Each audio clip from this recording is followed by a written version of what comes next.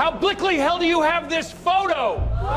Theodore Caldwell screamed that, in front of 200 guests, at his own charity gala.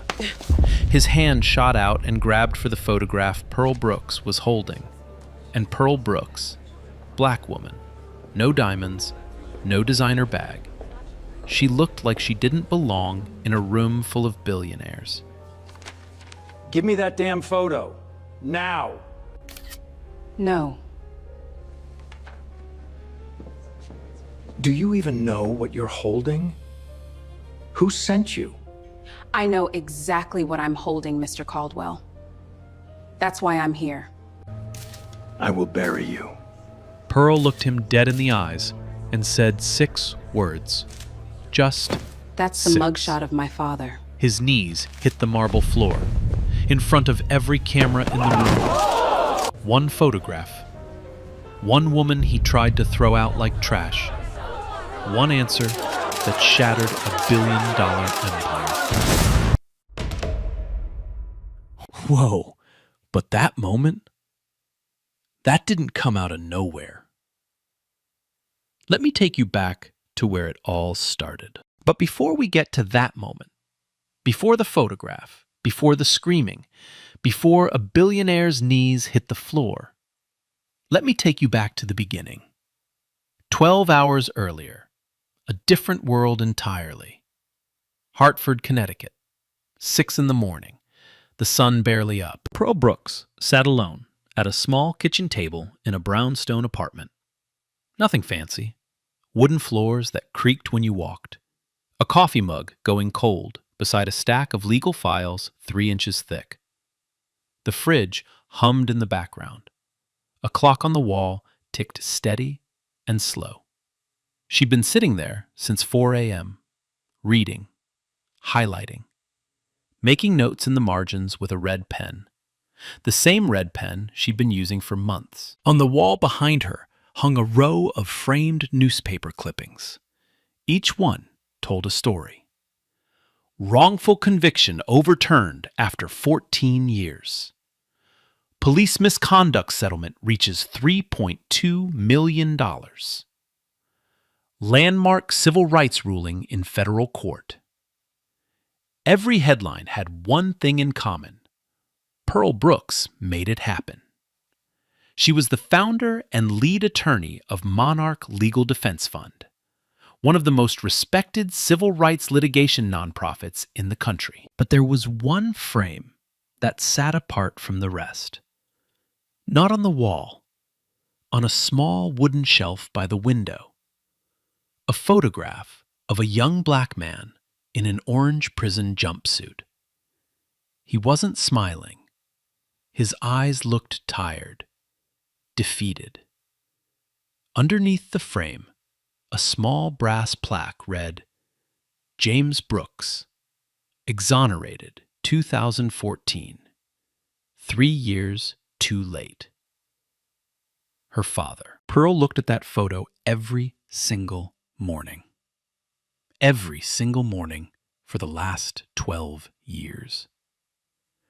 She picked up a second photograph from the table, the same mugshot, unframed. She turned it over. On the back, handwritten notes, dates, dollar amounts, names. One name circled in red ink so many times the paper had nearly torn through. Caldwell. She slid the photograph into her leather portfolio, zipped it shut, took a breath. Her phone buzzed. A text from Senator Elaine Crawford. See you tonight. Stay steady. Pearl typed back. Always. She stood up, walked to her closet, pulled out a simple navy dress. No labels, no logos. She didn't need armor tonight. She needed the truth. And the truth was sitting inside that portfolio. Now let me take you to the other side of this story. Greenwich, Connecticut, the Caldwell estate. 22,000 square feet of stone, marble, and money. The kind of house that made you feel poor just looking at the driveway. Valets in white gloves lined the entrance, A string quartet played on the terrace. Champagne towers caught the last light of the sunset and threw it back in gold. Theodore Caldwell stood in the grand foyer, shaking hands like a politician running for king. Big smile, loud laugh, $5,000 suit. He was hosting his annual Children's Future Foundation Gala, a charity event that raised millions on paper and connections behind closed doors. Every handshake was a deal. Every toast was a transaction. His wife, Vivian, moved through the crowd like she owned the air in the room. She checked every detail: flowers, lighting, table cards. Then she paused on the guest list. One name she didn't recognize: Pearl Brooks, Monarch Legal Defense Fund. She turned to her assistant. "Who added this woman?" The assistant swallowed. "Senator Crawford's office requested it, ma'am." Vivian stared at the name for a long moment. Then she set the list down without another word. But her jaw was tight. 7:30 p.m. A gray sedan pulled up to the estate. Not a limousine, not a town car, a rideshare. Pearl stepped out. She tipped the driver $20 and said, "Thank you." The gravel crunched under her shoes. The air smelled like orchids and old money and expensive cologne. Guests in furs and tailored suits floated past her toward the entrance. A few glanced over. Some looked away fast. Some stared a beat too long. The kind of stare that says, "We see you, and we're deciding whether you matter." Pearl walked toward the front door. Steady pace. Straight back. She had faced far worse rooms than this one. She just hadn't burned any of them down yet. Pearl reached the front entrance. 2 large oak doors propped open, warm light spilling out. The sound of laughter and clinking glasses washing over the threshold like a wave from another planet. She reached into her clutch for her printed invitation. Before she could unfold it, a voice cut through the air like a blade. "Well, well, well." Vivian Caldwell stepped into the doorway, champagne flute in one hand, diamond bracelet catching the light on the other. She looked Pearl up and down, slowly, the way you'd inspect something stuck to the bottom of your shoe.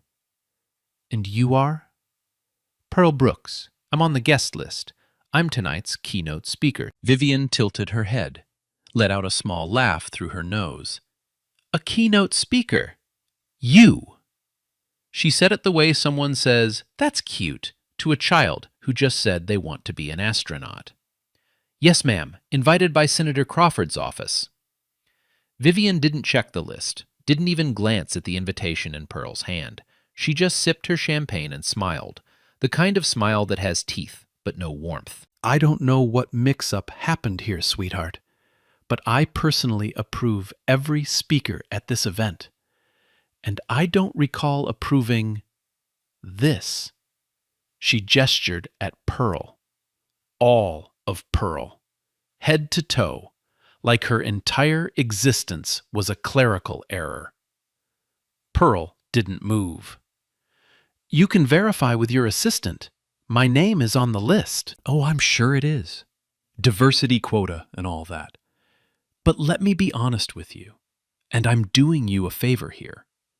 Vivian leaned in, close enough that Pearl could smell the wine on her breath. "You don't fit. Look around. Look at this house. Look at these people. Now look at yourself.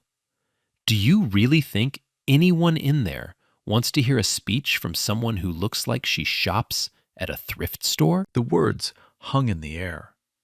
2 guests standing nearby heard every syllable. One of them looked at the ground. The other suddenly became very interested in her phone. Pearl said nothing for 3 long seconds. Then she folded her invitation, slid it back into her clutch, and said, "I'll find my own way in." She stepped past Vivian. Their shoulders nearly touched. Vivian didn't stop her, but she turned to a woman beside her and said, loud enough for Pearl to hear, "They'll let anyone in these days. Next year I'm putting a dress code on the invitation. Maybe that'll filter out the riffraff." Pearl kept walking. She didn't look back. Inside, the ballroom was everything you'd expect from a billionaire's party, and nothing you'd expect from a charity event. Crystal chandeliers the size of small cars. Tables draped in white linen with centerpieces that probably cost more than Pearl's monthly rent. A 12-piece orchestra had replaced the string quartet. The air was thick with perfume and self-importance. Pearl moved through the room, and the room moved away from her.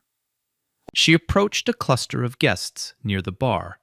As she got within 5 feet, the circle tightened. Shoulders turned inward. Conversations got quieter.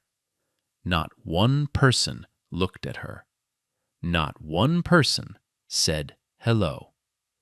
She tried again, walked toward a group by the silent auction table. A man in a charcoal suit saw her coming and physically stepped in front of her to block the table. He didn't say a word. He didn't have to. Pearl found her assigned seat.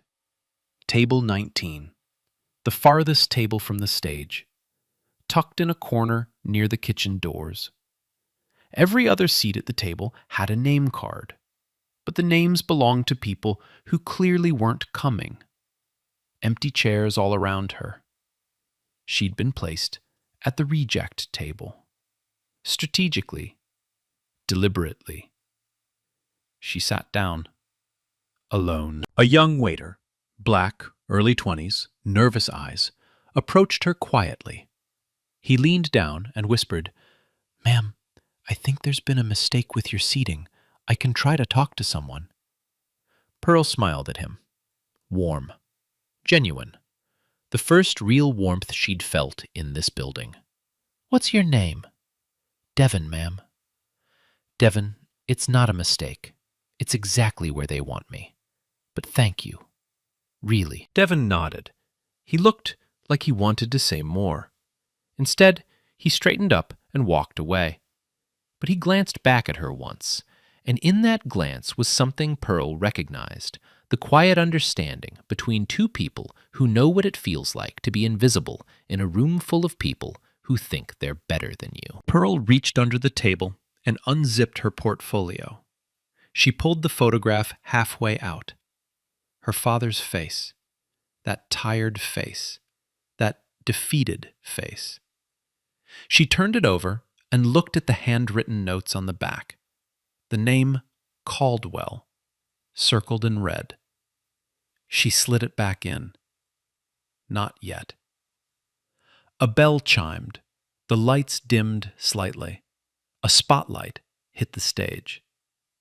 And Theodore Caldwell walked up to the podium like he was accepting an award for being alive. "Ladies and gentlemen, friends, partners, and fellow believers in a better tomorrow, welcome." Applause. Big applause.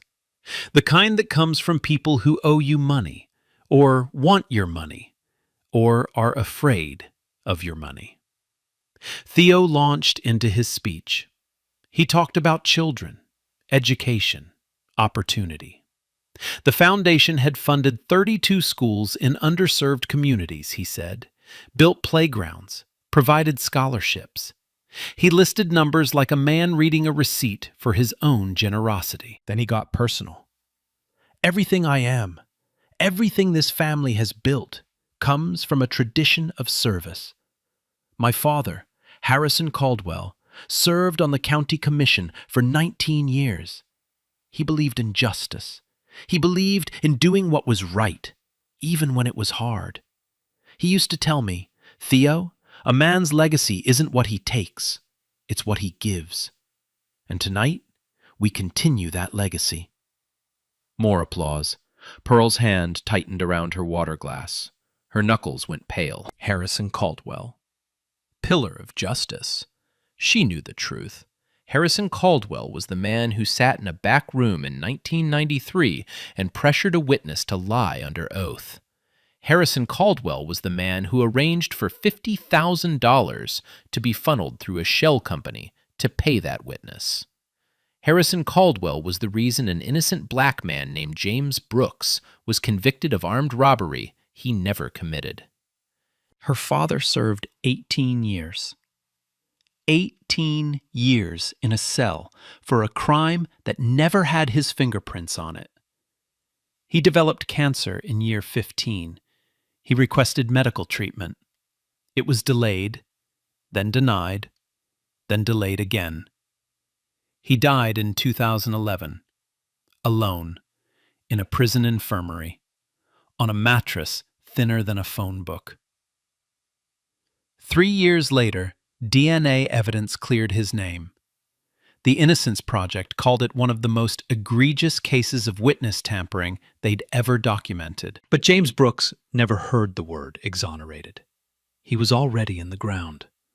And now his daughter was sitting in the back of a billionaire's ballroom, listening to that billionaire's son call the man who destroyed her family a hero.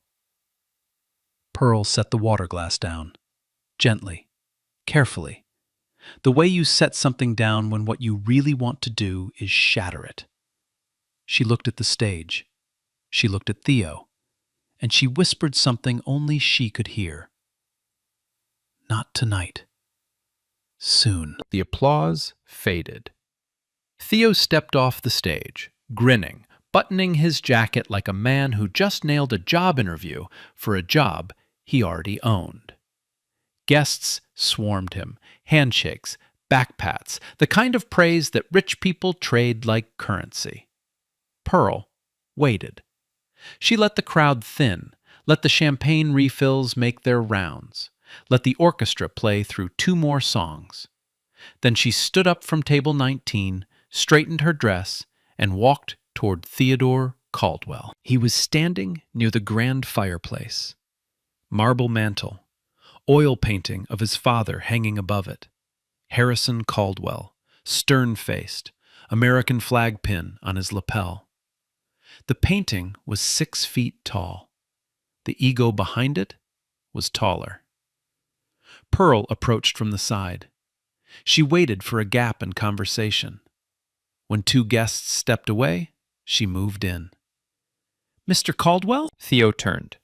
He looked at her, the way you look at a notification you didn't ask for.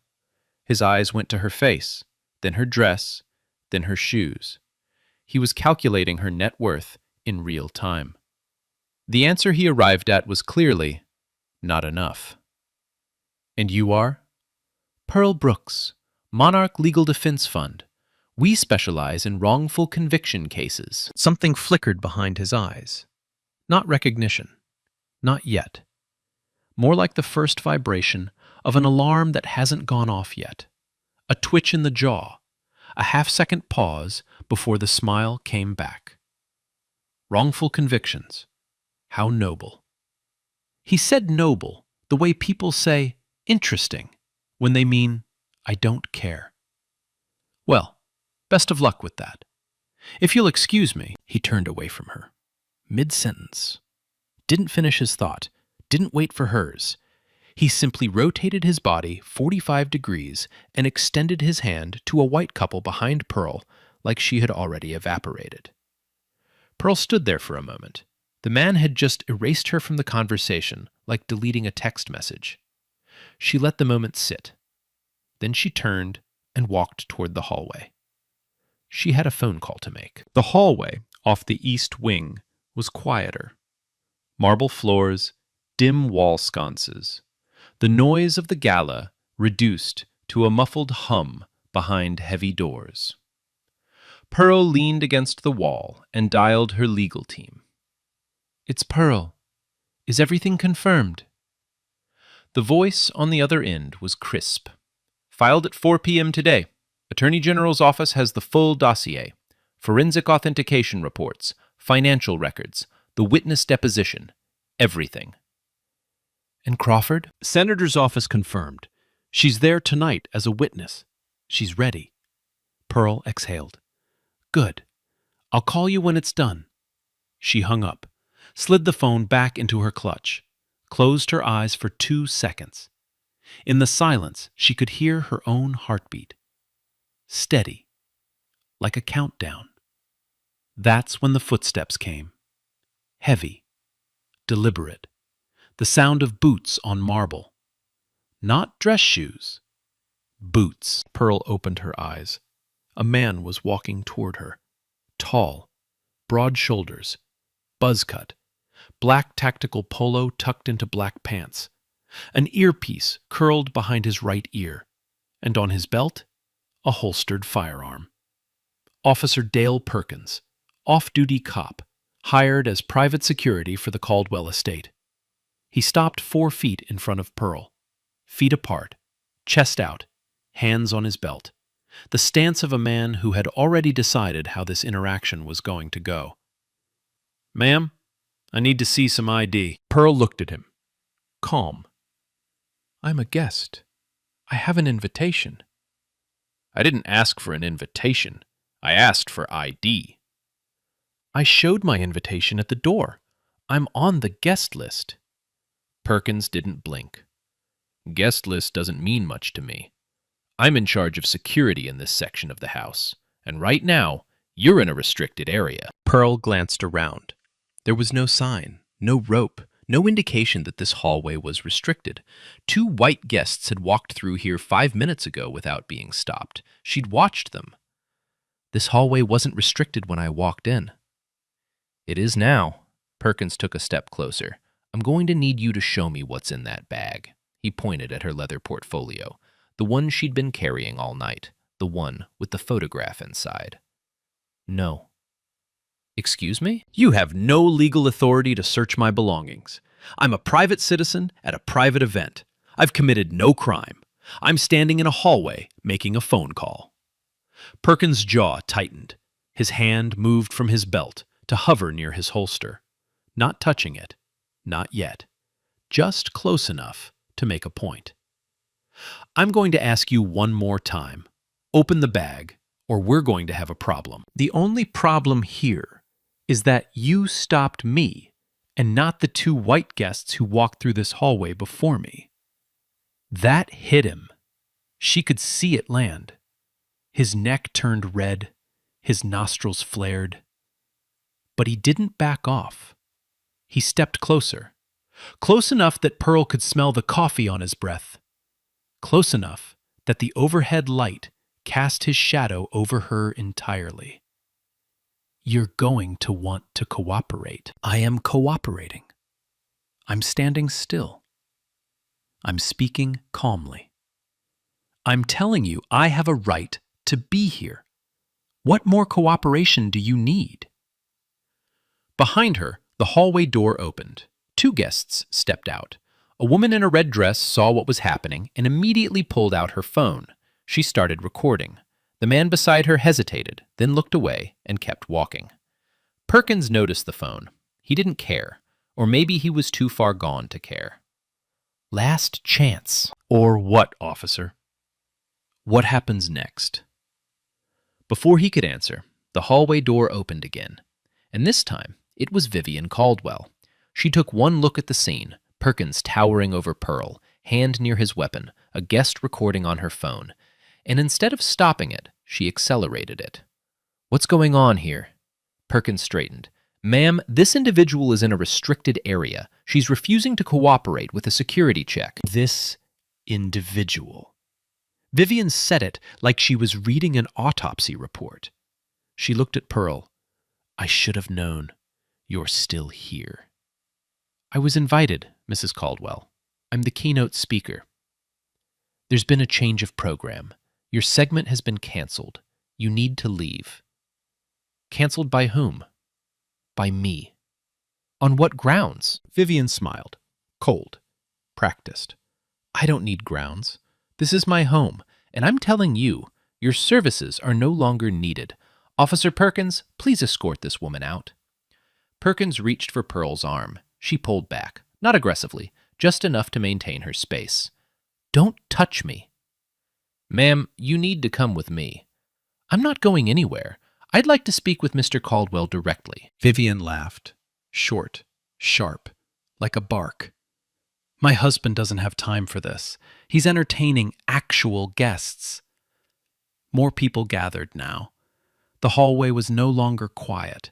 6, 8, 10 guests watching. 3 phones recording. The muffled music from the ballroom played on like a soundtrack to something ugly. Pearl stood her ground. She didn't shout. She didn't cry. She didn't beg. She just stood there.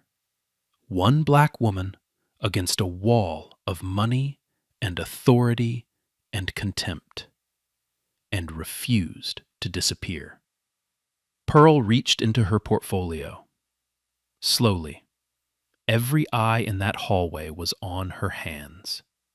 Perkins tensed. Vivian stepped back half an inch. Pearl pulled out the photograph. Her father's mugshot. A young black man in an orange jumpsuit. Tired eyes.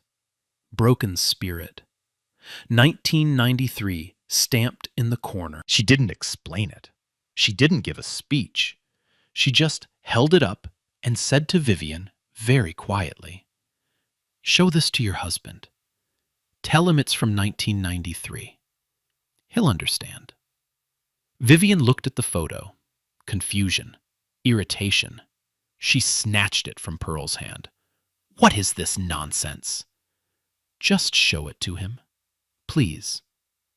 Vivian stared at Pearl for a long moment. Then she turned on her heel and walked back toward the ballroom, the photograph in her hand. Pearl lowered her arm, took a breath. The hallway was silent, except for the hum of the building and the distant clink of champagne glasses. She waited. The countdown had reached 0. Oh, hell no. Now, just imagine you're standing there. Invitation in your hand, name on the list, and they got an armed guard in your face telling you to open your bag. Now close your eyes and ask yourself, what would you do? Vivian walked back into the ballroom, holding the photograph between 2 fingers, like it was something dirty. She crossed the room to where Theo was standing near the bar, surrounded by 3 men in suits who laughed at everything he said. "Theodore." He didn't turn. "Theodore." He held up one finger, the universal sign for not now. Vivian grabbed his elbow, hard. He turned, annoyed. She shoved the photograph into his chest. "That woman, the one I told you about, she insisted you see this. She said it's from 1993. She said you'd understand." Theo looked down at the photograph, and the world stopped. His fingers went stiff around the edges of the photo. The color drained from his face like someone had pulled a plug. His lips parted, but nothing came out. The glass of bourbon in his other hand tilted. Amber liquid spilled onto his sleeve. He didn't notice. He was staring at the mugshot of James Brooks, a young black man in an orange jumpsuit, 1993. But it wasn't the face that broke him. It was the back. He flipped it over, and there it was, his father's handwriting. He'd know it anywhere. The same tight, slanted cursive that signed his birthday cards and his trust fund documents. Dates, dollar amounts, a witness name, instructions on what to say, how to say it, when to say it. A step-by-step blueprint for destroying an innocent man's life. Theo's hand started shaking. The photograph trembled between his fingers. "Where is she?" Vivian frowned. "Who? The black woman?" "She's in the east hallway. Perkins is handling—" Theo was already moving. He shoved past his wife, past the men in suits, past the champagne tower. He crossed that ballroom like a man on fire. Guests stepped aside without knowing why. They just felt it. Something in the air had shifted. The temperature in the room dropped 10 degrees. He burst through the hallway door. Pearl was still standing exactly where Vivian had left her. Same spot, same posture. Hands folded in front of her. Waiting. Perkins was still there too. Still puffed up, still blocking her path. But when he saw Theo's face, white, twisted, eyes wild, he took a step back. Theo stopped 3 feet from Pearl. He held up the photograph. His hand was shaking so badly the photo looked like it was caught in a wind. "How do you have this?" Pearl didn't flinch. "It belongs to me."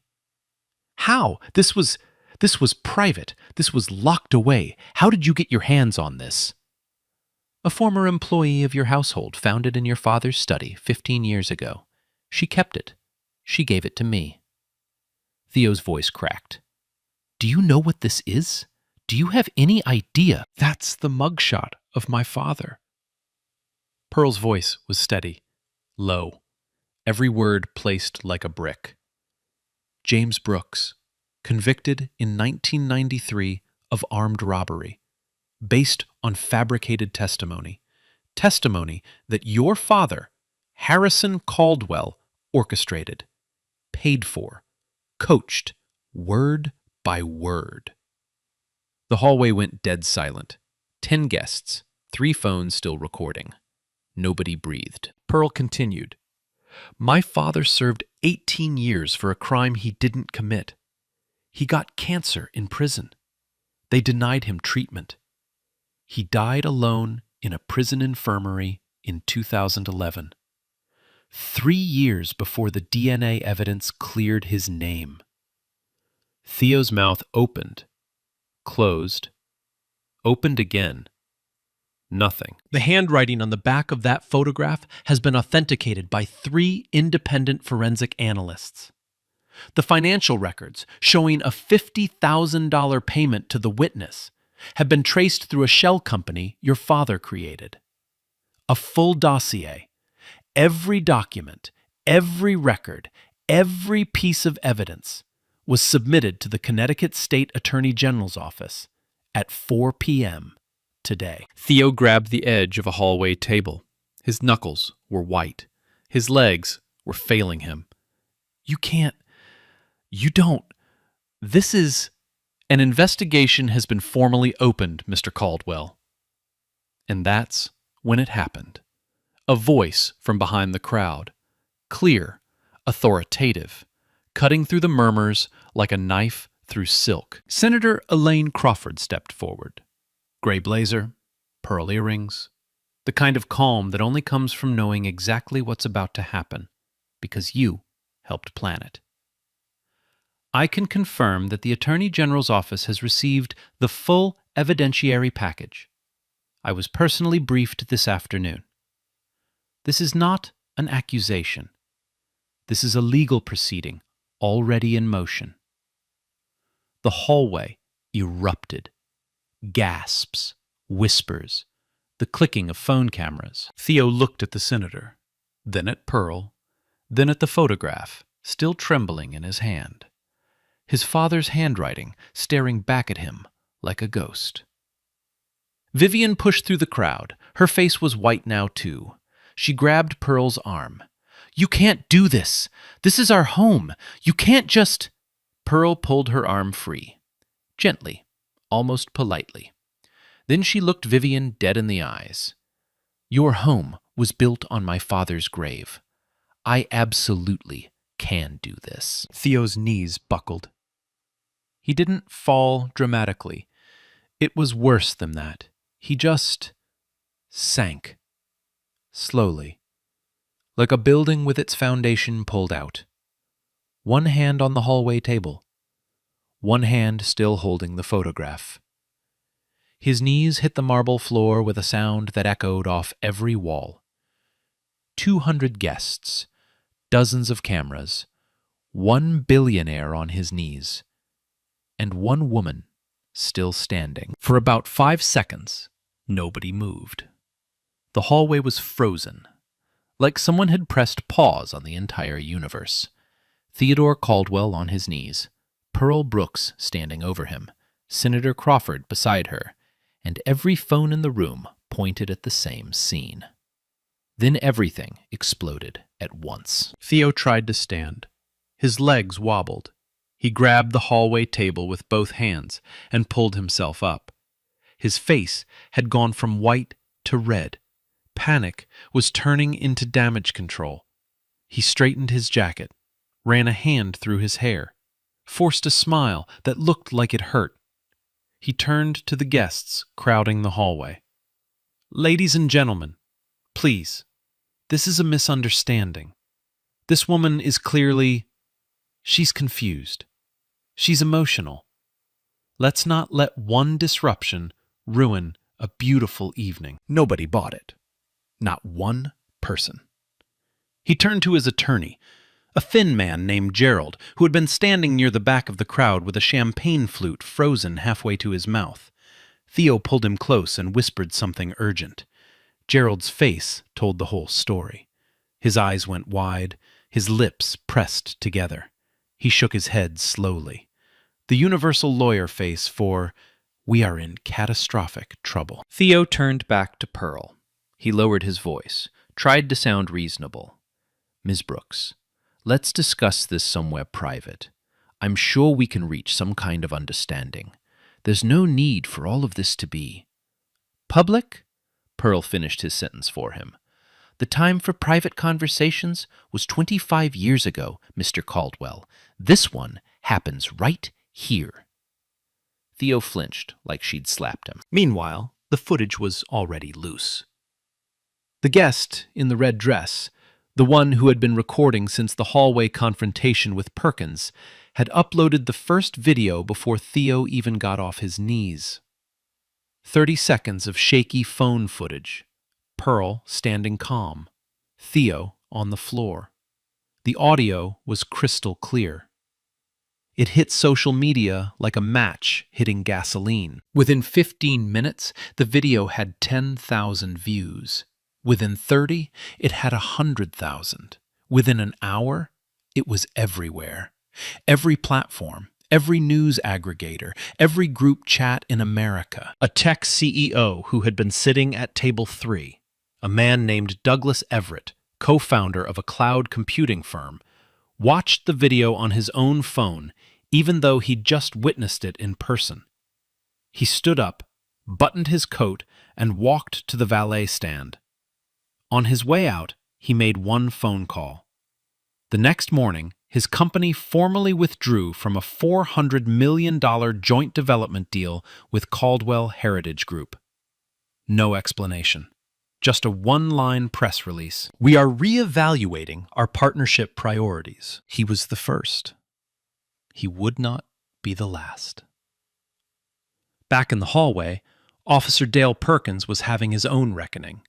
The second video, the one showing him towering over Pearl, hand near his holster, demanding to search her bag, had been uploaded separately.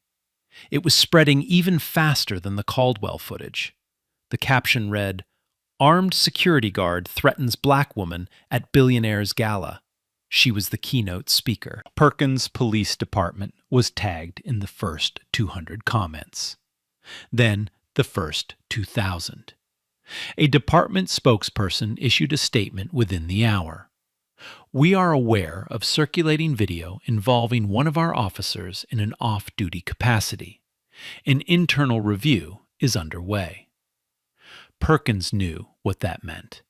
He'd been a cop long enough to know when the walls were closing in. A Caldwell estate manager approached him quietly and said 3 words. "You should leave." Perkins unclipped his earpiece, removed his security badge, and walked out through a side door without looking back. No dramatic exit, just a man who suddenly understood that the shield he'd been hiding behind his whole career had just cracked in half. And Vivian, poor, proud Vivian. She tried to save the evening. She really did. She walked back into the ballroom, clapped her hands twice, asked the orchestra to resume playing, told the catering staff to bring out the dessert course.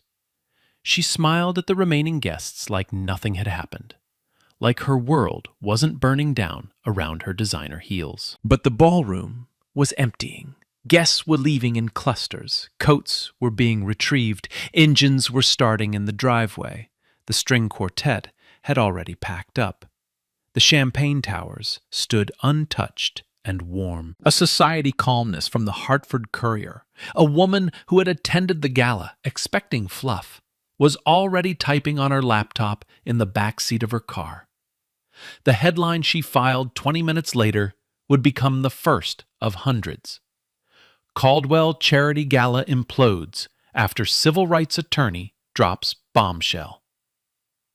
The last photograph taken that night was of Vivian, alone, standing in the center of an empty ballroom, mascara streaked, champagne flute still in her hand, staring at nothing. That image would be reprinted more times than any photograph the Caldwell family had ever posed for. The morning after the gala, America woke up to Theodore Caldwell's face on every screen. Not the polished headshot from his company website, not the charity photo op with the oversized check. The image that led every broadcast was the one captured by a guest's phone. Theo on his knees, mouth open, eyes hollow, clutching a photograph like a man holding his own death warrant. The headline cycle was merciless. Billionaire confronted with evidence of family's wrongful conviction cover-up. Caldwell dynasty built on lies, says civil rights attorney. One photo, one woman, one empire falling. By noon, the Connecticut State Attorney General held a press conference. Short, controlled, no theatrics. She confirmed that her office had received a comprehensive evidentiary package from the Monarch Legal Defense Fund. She confirmed that the materials included forensic handwriting analysis, financial records, and a sworn witness deposition. She confirmed that a formal investigation into the wrongful conviction of James Brooks had been opened. She did not mention Theodore Caldwell by name. She didn't have to. Everyone already knew. Within 48 hours, the investigation moved faster than anyone expected. Forensic handwriting experts, 3 independent teams hired by the AG's office, publicly confirmed what Pearl already knew. The handwriting on the back of that mugshot belonged to Harrison Caldwell. Every letter, every stroke, no question. Then came the money trail. Financial records subpoenaed from Caldwell family trusts revealed a $50,000 payment made in March 1993, 2 weeks before James Brooks' trial. The money was routed through a shell company called Greenleaf Consulting, which had no employees, no office, and no purpose other than moving cash. The payment went to a man named Edgar Tully, the prosecution's star witness, the man whose testimony put James Brooks behind bars for 18 years. Edgar Tully was 79 years old now, living in a nursing home in Bridgeport. When investigators sat down with him, he didn't fight. He didn't deny. He gave a sworn deposition that lasted 4 hours. His hands shook the entire time. Harrison Caldwell called me into his office, told me what to say, told me when to say it, told me the man was guilty anyway, so it didn't matter. He gave me the money in a brown envelope. I knew it was wrong. I knew it the whole time. But I was broke, and Harrison Caldwell was the most powerful man in the county. You didn't say no to him. The deposition leaked. Of course it did. Within hours, it was everywhere. Cable news played excerpts on loop. Legal analysts called it one of the most damning witness statements in modern wrongful conviction history. And the dominoes didn't stop falling. Investigative journalist Diane Hollister, a Pulitzer finalist who had been quietly digging into the Caldwell family for 2 years, published a 4-part series in the Washington Herald. The series connected Harrison Caldwell to at least 3 other cases of civic corruption spanning 3 decades. Land deals where black homeowners were pressured into selling below market value. Zoning decisions that gutted minority neighborhoods to make way for Caldwell developments. Campaign donations that bought silence from local prosecutors. The Caldwell name didn't just crack. It shattered. Theodore Caldwell was subpoenaed to appear before a congressional oversight committee. He showed up in a Navy suit with his attorney beside him. He looked 10 years older than he had at the gala. His hands wouldn't stay still. His voice cracked on his opening statement. Then the questions started, and Theo did the only thing he had left. He invoked the Fifth Amendment. Again. And again. And again. 43 times in 2 hours. Every question met with the same rehearsed phrase. On the advice of counsel, I respectfully invoke my Fifth Amendment right.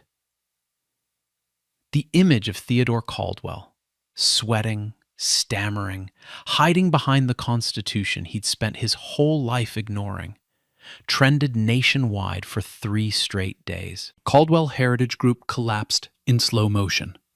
Municipalities canceled contracts. Corporate partners issued carefully worded statements about aligning with organizations that share our values. The company lost $2.3 billion in active deals within 6 weeks. Office buildings went dark. Construction sites went quiet. The Caldwell name on a building went from a status symbol to a liability. Vivian filed for divorce on a Tuesday. The filing was leaked by Thursday. She cited irreconcilable differences. Insiders said the truth was simpler. She was trying to separate her personal assets from the financial tsunami heading for her husband. The prenuptial agreement became the most discussed legal document in Connecticut since the state constitution. Officer Dale Perkins didn't escape either. The internal review at his police department, the one triggered by the viral hallway video, uncovered 14 prior complaints of racial profiling against him. 14. Filed over 8 years. Not a single one had been properly investigated. Not one had resulted in disciplinary action. The review board called it a systemic failure of oversight. Perkins was formally terminated. His badge, his gun, his pension, gone. Then came the courtroom. Theodore Caldwell was indicted by a federal grand jury on 2 counts: obstruction of justice and conspiracy to conceal evidence of a wrongful conviction. Prosecutors proved that Theo had known about his father's actions for over a decade. He had found the documents himself in 2012, 3 years before Pearl ever saw them. Instead of coming forward, he destroyed what he could. Shredded files, deleted emails, buried records in offshore storage. But he missed the photograph. The one a former household employee had already taken. The one that ended up in Pearl's hands. The trial lasted 11 days. The jury deliberated for 6 hours. Guilty. Both counts. Sentencing? 8 years in federal prison. $12 million in restitution to the Brooks family estate. No parole eligibility for 5 years. Theo stood motionless when the verdict was read. His attorney put a hand on his shoulder. Theo didn't react. He just stared straight ahead like a man watching his own funeral. Officer Perkins was tried separately. Assault and civil rights violations stemming from the gala confrontation. The hallway video was the prosecution's star witness. 3 years, federal facility, and then the moment Pearl had been working toward her entire life. The governor of Connecticut held a public ceremony at the state capitol. White marble steps, American flags, television cameras from every major network. Pearl stood at the podium in a black dress. She held the same framed mugshot that had sat on that wooden shelf in her apartment for 12 years. The governor read the official proclamation. James Brooks. Posthumous pardon, full exoneration, all charges vacated, all records expunged. The state of Connecticut formally acknowledged that an innocent man had been convicted, imprisoned, and denied justice for nearly 2 decades due to deliberate misconduct. Pearl leaned into the microphone. Her voice didn't waver. My father's name is clean. That's all he ever wanted. The crowd stood. The applause lasted 2 full minutes. Pearl held the photograph against her chest and closed her eyes. For the first time in 25 years, James Brooks was free. 6 months later, same brownstone in Hartford, same creaky wooden floors, same kitchen table, same coffee mug going cold beside a stack of legal files. But the wall had changed. The row of framed newspaper clippings had grown. New headlines now. Connecticut passes Witness Integrity Reform Bill. Caldwell case sparks national review of wrongful conviction protocols. Monarch Legal Defense Fund receives record $40 million in donations. Each frame hung straight and even. Pearl had hammered every nail herself. And next to her father's mugshot, the one that had lived alone on that wooden shelf for 12 years, there was a second frame now, the official pardon document, signed by the governor, stamped with the state seal. 2 frames side by side, the crime and the correction, the wound and the stitch. Pearl sat at the table, red pen in hand. Same red pen, new file. Her phone rang. She picked up. A young woman's voice, shaky, southern accent, maybe 25 years old. Ms. Brooks, my name is Tara. I'm calling from Mobile, Alabama. My brother, he's been imprisoned for 6 years. Armed robbery. He didn't do it. The witness who testified against him, she recanted last year. But nobody's listening. Nobody cares. I don't know who else to call. Pearl pulled the yellow legal pad toward her. Tell me his name. Darnell. Darnell Simmons. Tell me everything, Tara, from the beginning. I'm listening. The call lasted 45 minutes. Pearl filled 3 pages of notes. When she hung up, she opened a fresh manila folder and wrote Darnell's name on the tab in black ink. She placed it on top of the stack. The stack was tall. 12 new cases since the Caldwell verdict. 12 families. 12 people still waiting for someone to fight for them. Pearl looked at her father's photograph. Morning light coming through the window caught the glass and turned it gold for a second. She whispered, "Still working, Dad." She picked up the red pen, opened the file, and got back to work. The camera pulls back, past the desk, past the clippings on the wall, past the 2 frames on the shelf, through the window of the brownstone where a black woman in a simple dress is doing what she's always done, fighting for people the system forgot. Now, before we go, let me tell you where they all ended up. Theodore Caldwell, currently serving his 8-year sentence at a federal minimum security facility in Danbury, Pennsylvania. His assets are frozen pending further civil litigation from 6 separate plaintiffs. The Caldwell Heritage Group has been dissolved. The family name that once opened every door in Connecticut now closes them. Vivian Caldwell, divorced, living in a rented 2-bedroom condo in Stamford. Ordered by the court to complete 500 hours of community service at a civil rights education center in Bridgeport. She has declined every interview request. Every single one. Officer Dale Perkins, serving 3 years at a federal facility in Virginia. His termination triggered a department-wide internal affairs review that resulted in 6 additional officers being disciplined for racial profiling and misconduct.